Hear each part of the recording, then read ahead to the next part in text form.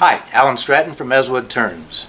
I have here before me the results of several recent video turnings, and they are all close relatives, perhaps even first cousins, because they all have one thing in common. They all started with a perfect or near perfect sphere. This one was just a sphere and sandblasted.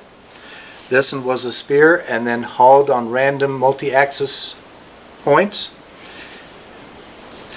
This is Max Brosi's whalebone form, Max Brosi's bat form, an octahedron, and now this one.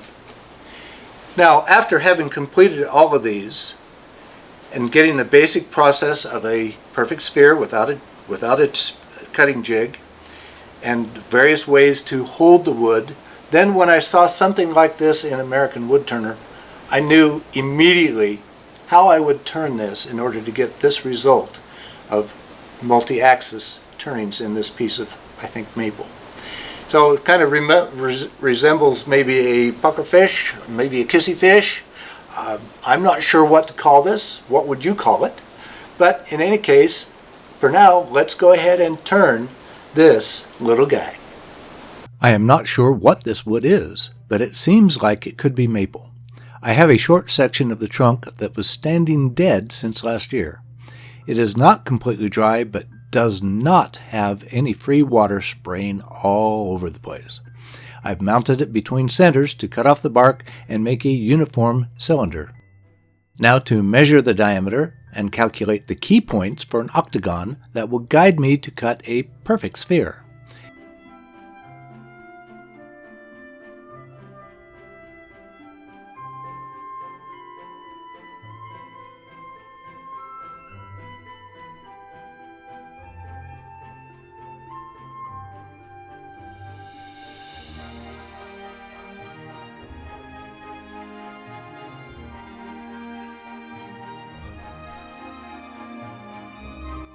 Please see my other videos on perfect spheres for more detail. For this video, I'm going on for an extended project. I cut the ends down to a diameter equal to the side of an octagon, cut the corners from the corner to the end mark, divide the faces into 4 sections, and round over to an approximate sphere.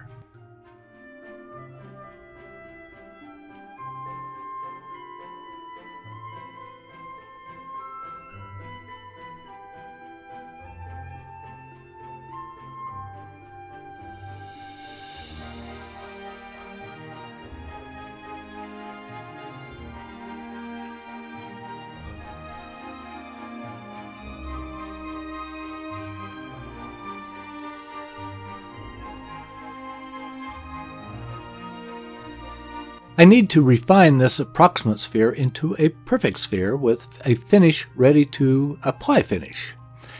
I've mounted my sphere with the old equator running as the new turning axis. The wood is mounted between 2 cup centers to hold the sphere securely. Now with my bowl gouge, I'm shear cutting the ghost image. This first mount cuts off the remnants of the original mounting tenons and makes it more round in this axis.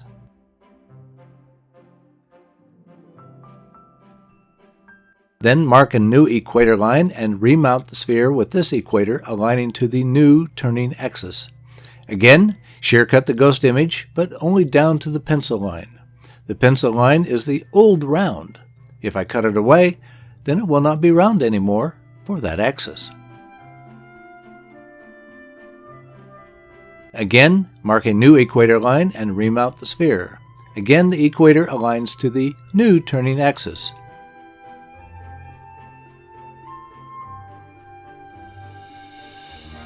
My sphere is still a bit rough, but I'll go for the 4th turn to get it more in line. Ideally, perfect is in 3 remounts, but often I have to go for 4 remounts. Now for sanding. For me, it is essential to start with coarse 80 grit. I want the sandpaper shaping and cutting at this point. Similarly to the cutting sequence, I'm doing 3 rotations with each grit, but 80 is the most important to get the shape right. All other grits only remove the scratches from the previous grit. Now to start customizing my sphere into some sort of thingy. I've kept a cup center on the spindle, but I'm pressing the other end with a live center. I know that later work will remove the indent from the point.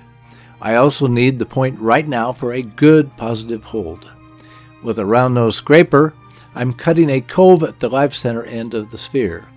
Maybe I could have used a gouge, but I wanted to be able to quit at any point when my eye says, enough. I stop frequently to visually assess the shape and progress, then sand the cove since I will not be able to power sand this area again.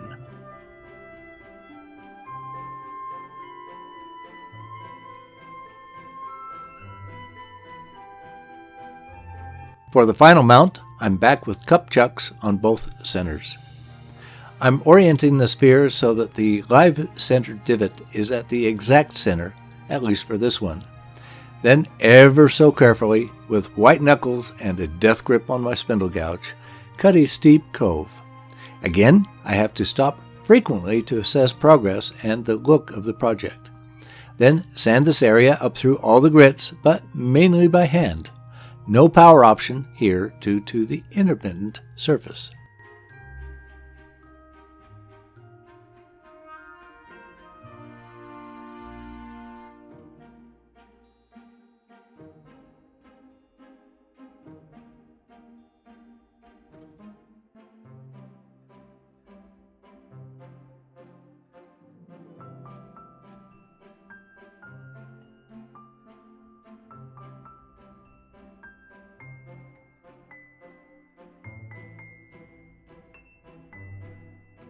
Finally, apply shellac friction polish, but without the friction.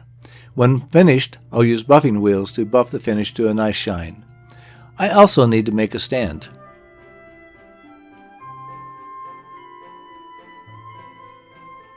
There you have it, a kissy thing.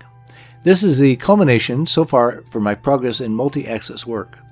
With the recent multi-axis projects that I've turned, when I saw something like this one, I knew almost immediately how I would turn it to produce this result. But don't start with this project. Instead, go back and turn a perfect sphere, then the whalebone, the bat form, and the octahedron. After those projects, this one is a piece of cake. Please give this video a thumbs up, subscribe on my website, tell your friends, and send me your comments and questions.